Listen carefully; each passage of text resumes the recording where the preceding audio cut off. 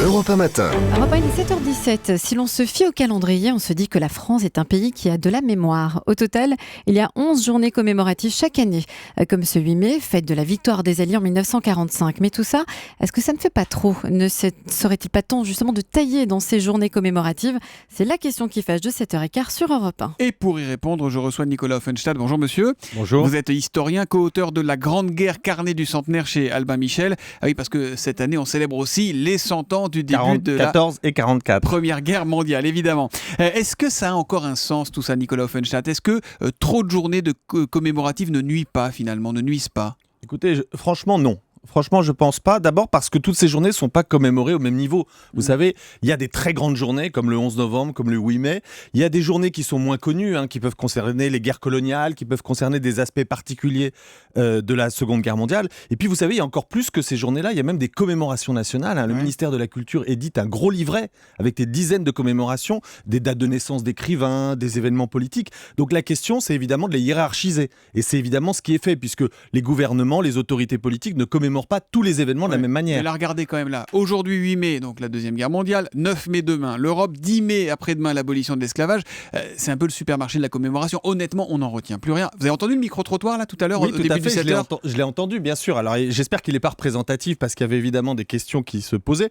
Non, je ne crois pas, parce que si vous voulez, toutes n'ont pas la même importance dans la manière dont elles sont commémorées. Il y en a qui vont donner lieu à vraiment une très grande commémoration nationale, parfois avec des chefs d'État étrangers, et il y en a d'autres dont finalement personne n'entend parler. Mais ça peut permettre quand même, et ça c'est pas négligeable, soit à des professeurs de monter des dossiers avec des élèves, soit avec des communautés locales de souligner tel ou tel aspect des commémorations. D'une certaine manière, c'est une offre commémorative, et ensuite, les gouvernements, les autorités, les écoles peuvent en faire ce qu'ils ont envie. Donc il n'y a pas de risque, si vous voulez, dans la multiplication des journées. Et puis finalement, elles ne sont pas si nombreuses au total. Il n'y a pas de risque, mais en même temps, la vertu pédagogique, on la perd un peu quand même. Il n'est pas question de plus s'intéresser à notre histoire, bien sûr, mais est-ce qu'on a besoin, sur la Deuxième Guerre mondiale, d'avoir un 8 mai, une journée nationale de la résistance le 27 mai, la journée de commémoration de l'appel général de Gaulle le 18 juin, la journée nationale du souvenir des victimes et des héros de la déportation le dernier dimanche d'avril, etc., etc., etc. Finalement, est-ce qu'on n'aurait pas besoin d'une journée où on dit, voilà, on va vous expliquer, on prend le temps, voilà tout ce qui s'est passé? Alors d'abord, on l'a essayé, on l'essaye encore, puisque vous savez que le 11 novembre a été réformé sous Nicolas Sarkozy, puisqu'il célèbre désormais tous les morts pour la France. Et non plus ceux de la Première Guerre mondiale. Veterans Day aux États-Unis. En tous les cas, c'était l'inspiration. Mais moi, j'y vois aussi un risque. Sauf que, pardon, mais tous les 11 novembre depuis Nicolas Sarkozy, on parle de la Première Guerre mondiale et point barre. Non. Oh. On célèbre aussi les opérations extérieures de la France, et notamment les morts des opérations extérieures. Et du coup, ça transforme un petit peu le 11 novembre, puisque ça devient aussi... Ils sont présents à l'Arc de Triomphe aussi. Voilà, et le président de la République évoque, notamment avec des enfants de soldats qui ont été tués dans les opérations extérieures, ce qui est en train de se jouer. Donc c'est rendu très présent en réalité ce 11 novembre avec cette réforme.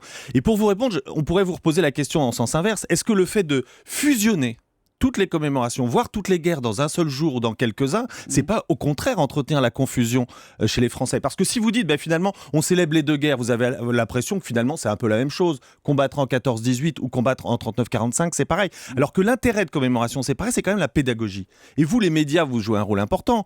Quand on célèbre le 11 novembre, généralement, vous choisissez des émissions plutôt sur la Première Guerre mondiale. C'est vrai. Et quand on célèbre le 8 mai, vous allez plutôt évoquer la mémoire de la Seconde. C'est vrai aussi. Donc c'est bien un temps pédagogique. Et oui, si vous fusionnez, vous allez faire quoi? Vous allez parler un peu de 14, un peu de 39, un peu des guerres coloniales? Je crois qu'au contraire, si on veut finalement faire un magma commémoratif dans une seule ou deux journées, ça va entretenir la confusion, et on va aller dans le sens du micro-trottoir, c'est-à-dire que les gens vont plus savoir si l'armistice du 8 mai, c'est la Seconde ou la Première Guerre mondiale. Et vous n'avez pas l'impression quand même que maintenant il faut satisfaire tout le monde? Alors à chaque revendication, hop, on sort une nouvelle journée? Vous, l'historien, il n'y a pas des choses qui vous choquent de rajouter chaque fois dans le calendrier, tiens, t'es pas content, tiens, on te met une journée? Alors, je vais vous dire quelque chose de fondamental, c'est que d'abord, la mémoire, c'est pas de l'histoire. C'est-à-dire que c'est toujours un choix de nos sociétés. Toute société, quand elle parle du passé, elle fait des choix. Il y a des découpes. Donc ça nous choque pas. On est habitué à ce qu'une commémoration soit toujours un choix. Ça va pas de soi, après tout. On peut choisir un jour ou un autre, on peut choisir tel ou tel événement de l'histoire. Donc ça, de ce point de vue-là, il faut bien distinguer la mémoire, qui est la manière dont une société se souvient, et l'histoire, ce que l'historien raconte. Donc en ce sens, que quand une société fait des choix, moi, ce qui m'intéresse, c'est quel choix elle fait.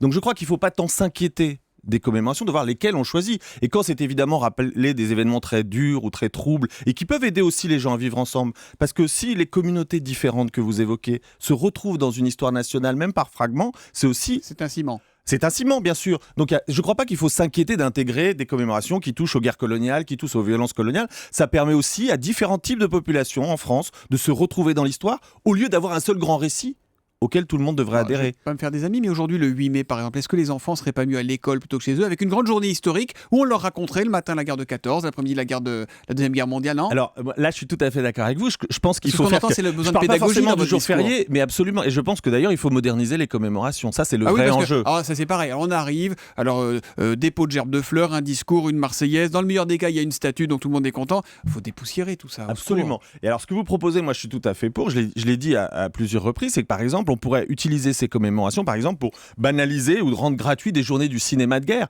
Il y a d'excellents films, vous le savez bien, sur toutes les guerres, sur la Première Guerre mondiale, la Seconde. Donc, si on donnait, par exemple, à chacun l'occasion ce jour-là de voir un film, et puis on peut aussi utiliser la musique. Vous savez, il y a beaucoup de groupes contemporains, que ce soit en musique classique ou même en rock, qui ont utilisé la guerre pour transmettre une mémoire. Donc, je pense qu'on a tous les outils aujourd'hui, bande dessinée, musique, cinéma, théâtre, pour faire de ces journées finalement des choses qui prennent à partie de larges franges de la population et pas seulement ceux qui vont assister aux cérémonies. Donc l'enjeu, c'est bien ça, c'est d'utiliser le multimédia, les arts, pour parler de l'histoire. Et en attendant, on a oublié la guerre de Prusse, il n'y a rien pour commémorer 1870 aujourd'hui. Ouais.